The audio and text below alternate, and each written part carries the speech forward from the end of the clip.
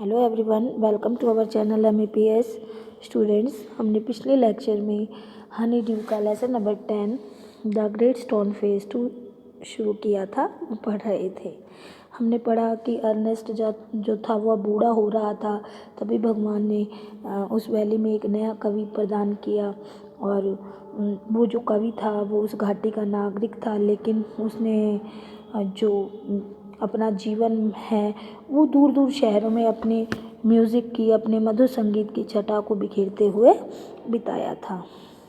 लेकिन जो वो पोएट था वो भी उस विशाल पथरीले चेहरे को भूला नहीं था, क्योंकि उसने अपनी कविता में इसका वर्णन किया था। और जो अर्नेस्ट था वो भी अब उसके जो वो कविताएं थी उनको पढ़ा करता था।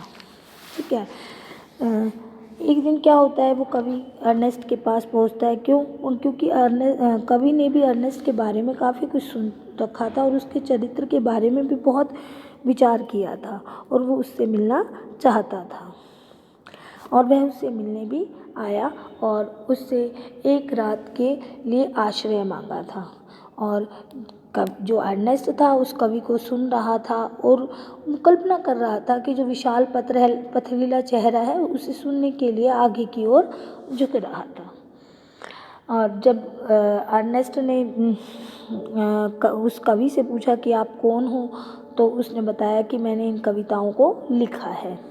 अब बार बार अर्नेस्ट क्या कर रहा था, कभी कवि को देख रहा था और कभी उस विशाल पथरीले चेहरे को। और अर्नेस्ट उस कवि को कहता है कि मैंने अपने पूरे जीवन में एक भविष्यवाणी के पूरे होने की प्रतीक्षा की है, लेकिन जब मैंने ये कविताएं पढ़ी तो मुझे आशा थी कि शायद वो कहता है कि क्या आपको आशा थी कि जो विशाल पथरीला चेहरा है वो बिल्कुल मुझसे मिलता है, लेकिन मैं तो इसकी समानता के योग्य नहीं हूँ।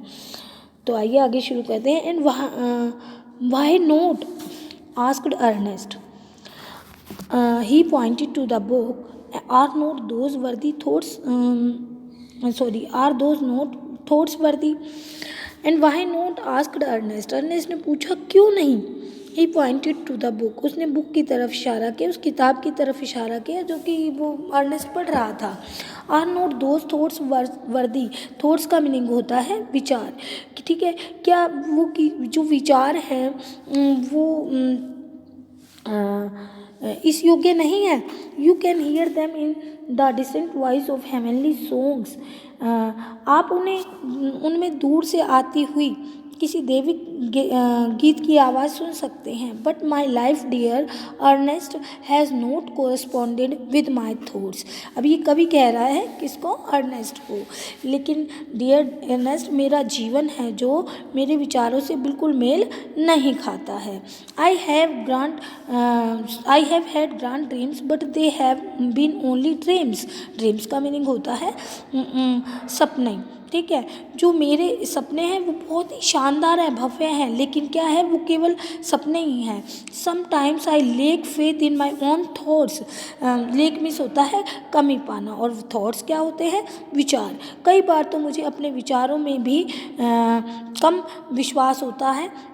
Why then, the pure seeker of the good and true, you should hope to find me in the face of the mountain. तो फिर भला आप जैसा नेकी और सच्चाई का जो जिज्ञासु है मुझ में पर्वत जैसा चेहरा देखने की आशा क्यों करता है। The poet spoke sadly and his eyes were wet with tears. So too were those of Ernest. Sadly का मीनिंग क्या होता है, उदासी। ठीक है, जो कवि है वह उदासी के साथ बोला और उसकी आँखों में आंसू थे, और अर्नेस्ट की आँखों में भी आंसू थे। At the hour of the sunset has he long been his custom. सूर्य अस्त का समय हो चुका था, जैसे कि पुरानी रिवायत थी, रिवाज था।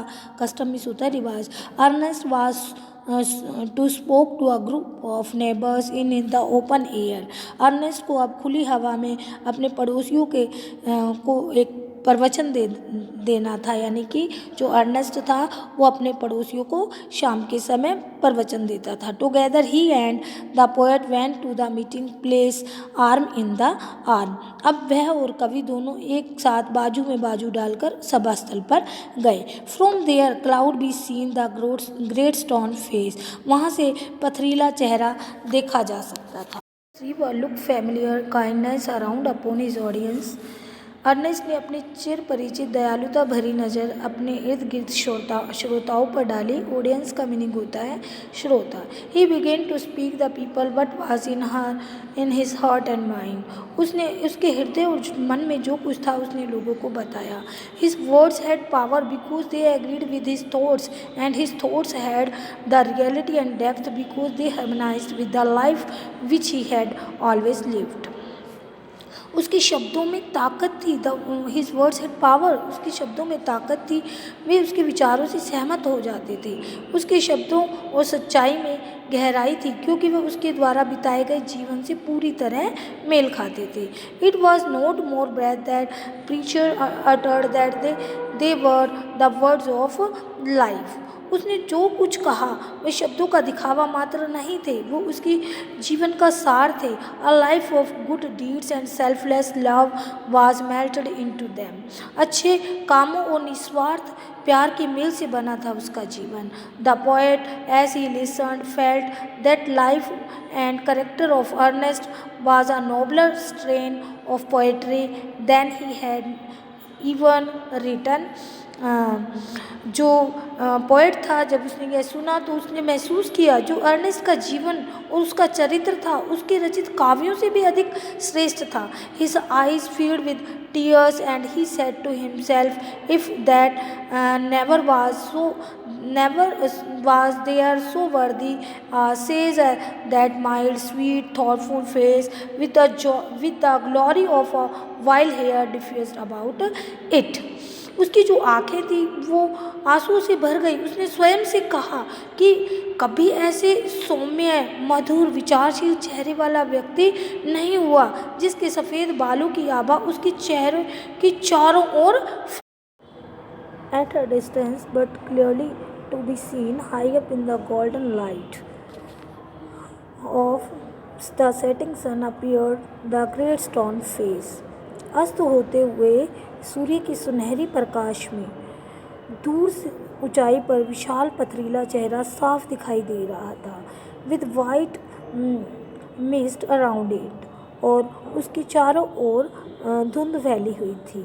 Like the white hairs around the brow of Ernest, जैसे कि अर्नेस्ट की भवों के चारों ओर सफ़ेद बाल छाए हुए थे। At the moment Ernest face looked on an expression so grand that the poet was moved to throw his arms up and shout। उसी क्षण अर्नेस्ट के चेहरे पर ऐसे भव्य भाव आ गए कि कवि अपनी बाजू ऊपर उठाकर चिल्लाने लगा, Behold, behold, देखो देखो, Ernest is himself the likeness of the Great Stone Face. Ernest स्वयं ही उस विशाल पथरीले चेहरे का प्रतिरूप है। Then all the people looked and saw that what the poet said was true। तभी सभी लोगों ने देखा और पाया कि जो कवि कह रहा था वह सच है। The prophecy was fulfilled। भविष्यवाणी पूर्ण हो चुकी थी। But Ernest having finished what he had to say took the poet's arm and walked slowly homeward, still hoping that some wiser and better man than himself would by and by appear bearing a resemblance to the great stone face। लेकिन Ernest जो उसे कहना था कहकर उसने कवि की बाजू पकड़ी और धीरे धीरे घर की ओर चल दिया। और वह अभी भी यह आशा कर रहा था कि कोई उससे भी अधिक बुद्धिमान और श्रेष्ठ व्यक्ति आएगा जिसकी शक्ल उस विशाल पथरीले चेहरे से मेल खाती होगी, यानी कि उस विशाल पथरीले चेहरे जैसी उसकी शक्ल होगी। यानी कि लास्ट में क्या हुआ कि जो ग्रेट स्टोन फेस की शक्ल थी वो पोएट ने क्या बताया कि उसकी शक्ल किससे मिलती है, अर्नेस्ट की शक्ल उस ग्रेट स्टोन फेस से बिल्कुल मैच करती है। यानी कि अब वो जो भविष्यवाणी की गई थी वो अब सच हो गई थी। आई होप जो आज का लेसन है, लेसन नंबर 10 का पार्ट 2 आपको अच्छी तरह से समझ में आया होगा। Okay, thank you.